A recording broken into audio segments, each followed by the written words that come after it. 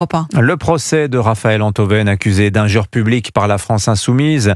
Il accuse à son tour les Insoumis. Le parti mélenchoniste, dit-il, est antisémite. Un mouvement passionnément antisémite. C'est pour ses propos que Raphaël Enthoven comparaissait hier devant le tribunal correctionnel de Paris. Il l'avait écrit en 2024 sur le réseau X, après la manifestation du 1er mai où Raphaël Glucksmann avait été exfiltré.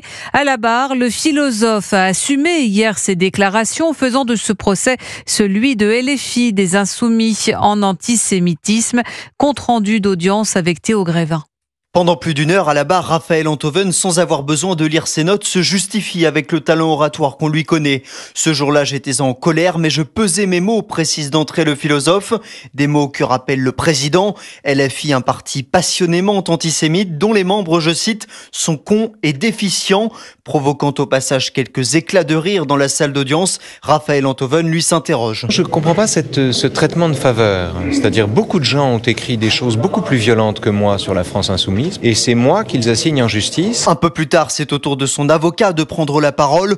Plaidoirie centrée en partie sur Jean-Luc Mélenchon. L'antisémitisme résiduel dont il parle, c'est un véritable négationnisme moralement criminel, martèle Richard Malka, l'avocat de Charlie Hebdo, étonné de ne voir aucun membre de la France insoumise présent au procès. Il y a des absences qui sonnent comme un aveu. Il y a des absences qui ont quand même la musique de la lâcheté. De son côté, l'avocat de la France insoumise estime que les limites de la liberté d'expression ont été dépassées.